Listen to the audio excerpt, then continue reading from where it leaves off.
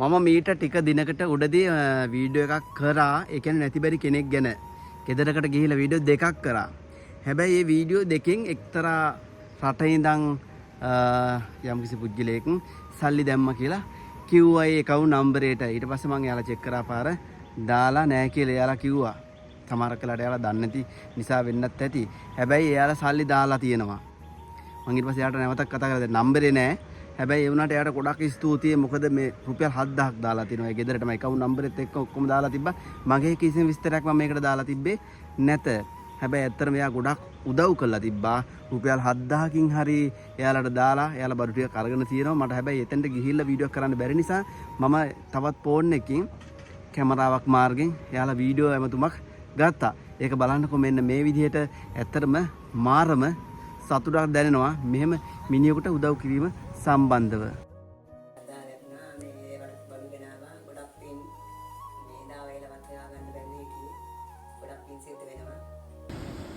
හරි ඉතින් කොහමද? මේ හරි මේ දැන් ඔය සල්ලි වගේක් අර එකපාරක් රට ඉඳන් කවුරුහරි දානවා කියලා කිව්වා. මේ ඔයාලා අර එකපාරක් කිව්ව දාලා නැහැ කියලා. හැබැයි දාලා තිබ්බ නේද පස්සේ? ඔව් ඊයේ තිබුණා. ඊයේ තිබුණා. ඊයේ ගිහින් ගෙනාවා. ඊයේ ගිහින් ගෙනාවද? කීයක් දාලා තිබ්බද? 7000ක් තිබුණා. 7000ක් දාලා තිබ්බා. 7000ක් ඉතින් ජීවත් වෙන්න ඇති නේද? අද දවසට හරි. ඇති. මොකද්ද කියන්න තියෙන්නේ යාට? මේ 7000ක් ලැබුණා කියලා මේ මට ස්තුති කරන්න ඕනේ. ස්තුති කරන්න ඕනේ. ඔව්. හරි එහෙනම් මේ දැන් ඔතන දැන් මොනවද ගෙනාවේ? ගෙනාවා මේ හාල් ගෙනාවා මේ පරිප්පු ගෙනාවා තීනි ගෙනාවා දුරු ගෙනාවා ආල ගෙනාවා තමයි සාප්පු නපහ ඉරිකුණු දොඩා ගිහින් ඉන්දෝ කයිටි ගෙනාවා කිරියක් ගෙනාවා. ඇත්තටම ගොඩක් සතුටුයි මම මේ වීඩියෝ එක දාලා දැන් ගොඩක් දවසක් වෙනවා. හැබැයි මේ එයාට මම එකපාරක් කිව්වා සල්ලි දාලා නැහැ කියලා. නමුත් සල්ලි දාලා තියෙනවා. මේ එයාට බොහොම ස්තුතියි. මම ඉස්සලාම ස්තුති පළ කරන එකට හේතුව තමයි මෙතන ඔයාලට මේ ඇත්තටම අද ඛණ්ඩ දෙයක් නැතුව හරි මෙහෙම රුපියල් 7000කින් හරි මෙහෙම ලොකු උදව්වක් කරපෙකට මම එයාට ගොඩක් ස්තුතිවන්ත වෙනවා ඉස්සලාම. මේ සෑහීමකටපත් වෙන්න පුළුවන් නේද අම්මේ නං? හරි මේ පුතා සතුටුයිද?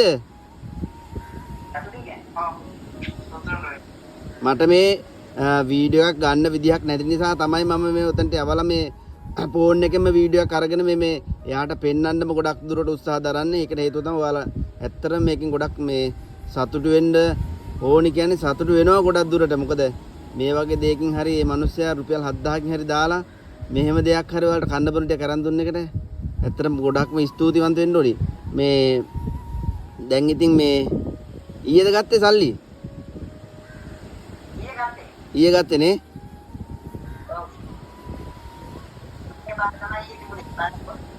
එහෙමද? මේ හරි එහෙනම් මේ බුදු සරණයි. මේ මොනවා හරි කියන්න තියෙනවද යාට?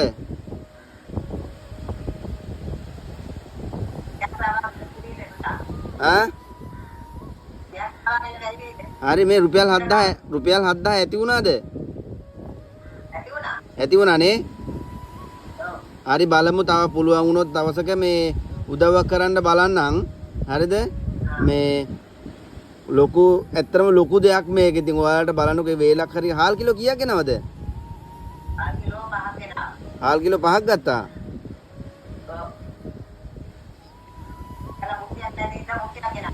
මුට්ටියක් නැතිස මුට්ටියක් ගෙනවද?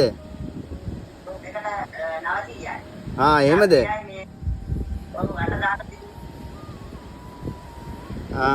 හරි මට මේ මම ආප දවසක එන්නම් මේ වීඩියෝ එකක් ගන්න. හේතුව තමයි මම දුරන ඉන්නේ.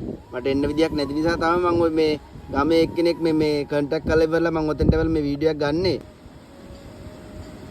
මේ හරි එහෙනම් තෙරුවන්ගේ සරණයි. බලමු තවත් දවසක මොකක් හරි උදව්වක් කරන්න බලන්නම් හොඳේ.